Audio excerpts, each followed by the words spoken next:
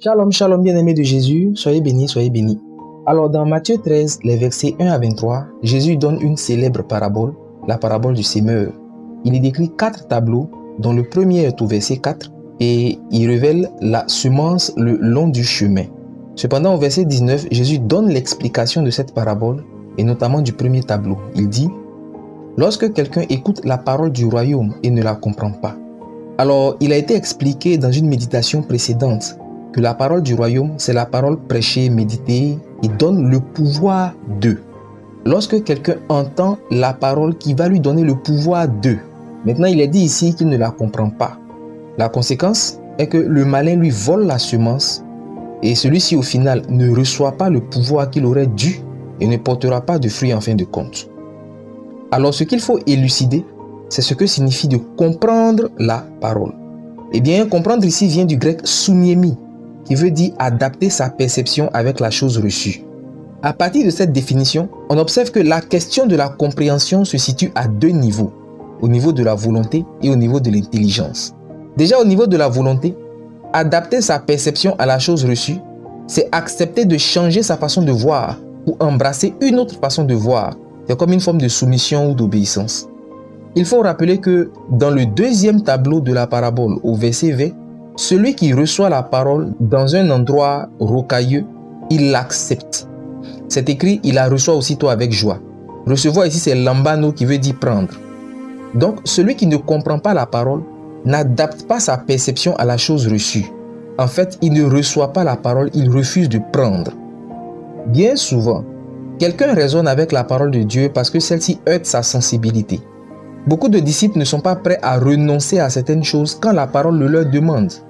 Le jeune riche n'a pas voulu renoncer à ses biens terrestres pour les biens célestes quand Jésus le lui a demandé parce qu'il était fort riche. Il s'est retourné de sa rencontre avec Jésus tout triste. Il n'a pas voulu adapter sa perception à la parole reçue. Matthieu 19, verset 22.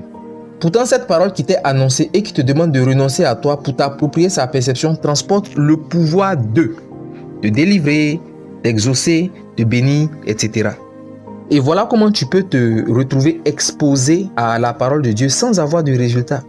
Tu ne comprends pas et alors Satan vient voler cette parole qui était censée te donner le pouvoir dont tu avais besoin.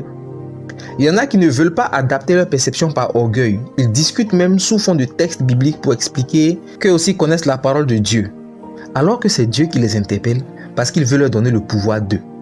Mais par orgueil, ils ne reconnaissent même pas que c'est Dieu qui leur parle. Ils ne sont pas guéris, ils ne sont pas délivrés. Mais ils ont encore trop d'orgueil pour s'humilier. Ils n'ont pas compris la parole du royaume qui leur était annoncée. Cependant, l'incompréhension se situe aussi au niveau de l'intelligence. Au niveau de l'intelligence, celui qui ne comprend pas n'arrive pas à adapter sa perception humaine des choses à la parole spirituelle du royaume, comme on le voit dans Jean 6, 53 à 63, où plusieurs disciples ont quitté Jésus parce qu'ils ont été scandalisés de ce que Jésus leur demande de manger sa chair et boire son sang. Pourtant, le message de Jésus avait une portée spirituelle et non physique. Il y a encore ici 2 raisons pour lesquelles un homme a du mal à comprendre dans son intelligence la parole du royaume. La première, qui n'est pas encore transformée par le renouvellement de l'intelligence. Il ne peut pas discerner la volonté de Dieu, comme le dit Romains 12, verset 2. En vrai, il n'est pas né de nouveau. Des gens comme ça, ils sont nombreux dans les églises. Ils se disent chrétiens, mais il n'y a aucune différence entre eux et ceux qui sont dans le monde. La parole de Dieu à laquelle ils sont exposés ne change pas leur vie parce qu'ils ne comprennent pas. Ils ont une connaissance de Jésus qui vient de la chair et du sang plutôt que de la révélation du Père. Matthieu 16, verset 17. Ils ont bien souvent une compréhension fondamentalement erronée des choses spirituelles et ils se sentent jugés quand on les met en face de la vérité. La deuxième raison pour laquelle un homme ne comprend pas la parole du royaume est celle qui pointe vers celui qui a une intelligence renouvelée, certes, mais qui ne grandit pas dans les choses spirituelles. Il a une intelligence, une compréhension basique de la vie spirituelle. Il est comme ce petit garçon qui sait que le soleil se lève à l'est et se couche à l'ouest, mais qui se retrouve scandalisé et confus quand un plus grand lui révèle que la terre tourne autour du soleil. À cet égard, Paul dit « Vous, en effet, qui depuis longtemps devriez être des maîtres, vous avez encore besoin qu'on vous enseigne les premiers rudiments des oracles de Dieu. Vous en êtes venus à avoir besoin de lait et non d'une nourriture solide. » Hébreux 5, verset 12. Et au verset 13 même, il ajoute « Or, quiconque en est au lait n'a pas l'expérience de la parole de justice, car il est un enfant. » Dans l'un comme l'autre des cas, la compréhension viendra d'une décision de lire et de méditer la parole de Dieu abondamment. Parce que tant que tu ne comprends pas, tu ne peux pas recevoir le pouvoir de bouger les choses. Et tu es condamné à voir Satan te voler ta semence, la semence de la parole de Dieu.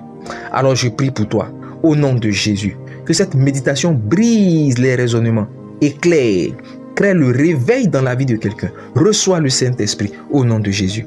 Amen.